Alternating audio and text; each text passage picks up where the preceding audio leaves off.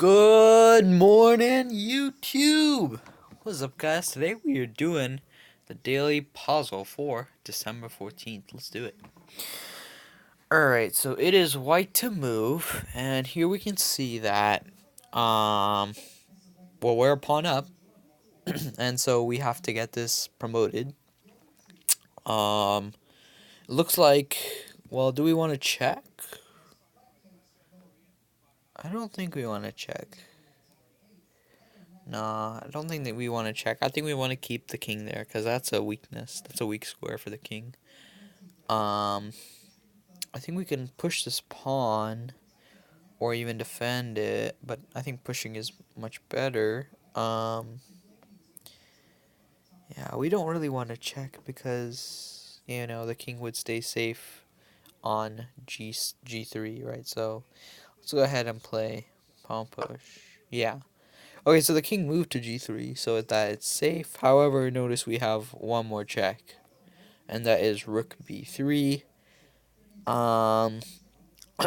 Also notice, if we were to leave the rook off the 7th rank, like if we were to go to the 6th rank, this rook would come and capture that pawn, and then we could we would gain a tempi, and we would have an attack going. So maybe we could play something like rook to B1, and then go rook to G1, attacking the king, and behind that is a rook.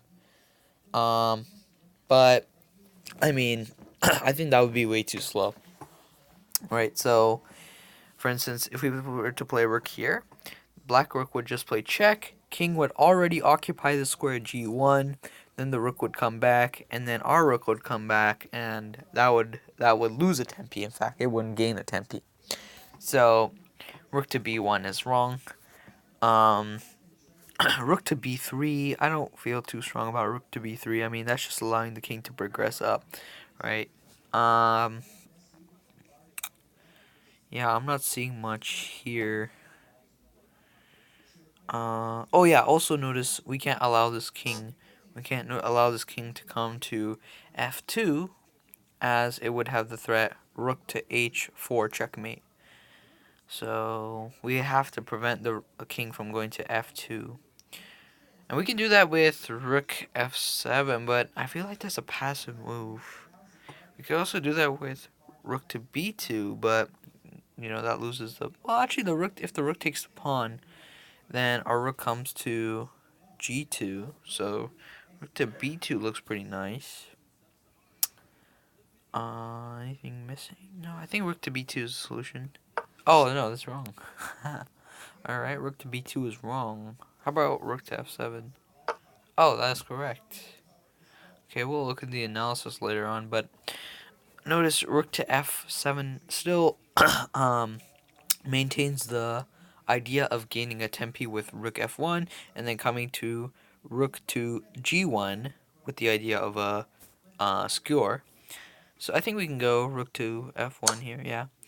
So I played check, king, that's forced. So our king is occupying the square G1, so another way to skewer is through the square G2. In order for our rook to go to G2, it must go to F2. Okay, so check. That's pretty cool. King moved out of the way. It's a check, and he's also forking both pieces, and our rook can't slide over. So, I mean, our king has to move. Two options. This is not the right move. This is the right move because it's protecting the square H2, and later on we can skewer. Yeah. Okay, so this is a skewer. Yeah, pinning the king to that rook. That's a skewer. Yeah, playing king F1 would just lose that pawn. It's a draw. Let's go to the analysis. Let's see why we got rook B2 wrong. So we did play good move there. King G3 was played. Rook B2. So rook B2. Oh, king F3. Oh, what would this do? Oh, that just wouldn't do anything, I guess. It would get rid of the skewer, and it would maintain the attack on that pawn. Really, there's not much. I mean, the second we come back to G7, the king just slides over to F2, still creating that threat of rook to H4. So, really, I mean, yeah, we can play rook F7, but this is a draw. This is a draw. The king goes to E3, and now we let that king escape. into the wilderness where it can eventually grab that pawn. That's not what we want.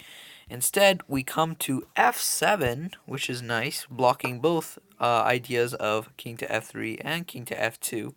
And notice this forces the move king to h4. It's another idea. I think what was played was what was played actually? It was like rook g6 or something, right? Wait, let me play it again. Yeah, I think it was rook g. Yeah, rook g6. Yeah. So, oops. Let's go to analysis. All right. Yeah, rook g6. What's the purpose of rook g6? Why rook g6 here? Yeah, what is the purpose of rook g6? Right. Why couldn't rook h4 be played? King g1.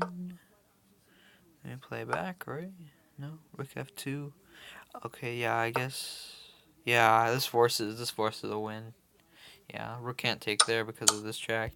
And really, if the king moves right now, the king moves to check, same idea.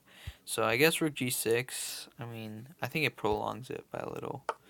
But rook g6, oops, let's go back.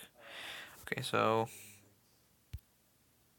pawn there, rook, well, okay, so king, yeah, I mean, I guess as long as the king has control over g2, it should be fine. But yeah, this puzzle was really interesting, first a pawn push. You have to always push. Notice that always happens in studies. Don't delay it. Always push the pawn if you can. I guess the learning lesson is here. Here is look at both sides of the board, Look at both sides' plans especially. King f3, I missed that. King f3 with the idea of stalling so that the rook would come back to protect the pawn and then come to f2, right? Ideas like that. So we have to be careful of those ideas. Think carefully. Rook f7 is a subtle move, but it wins the game and is the only winning move, right? So that's hard to catch, but you can do it. Alright, I hope you guys enjoyed that daily puzzle for today. Please be sure to like and subscribe. I'll see you guys on the next one. Take care. Goodbye.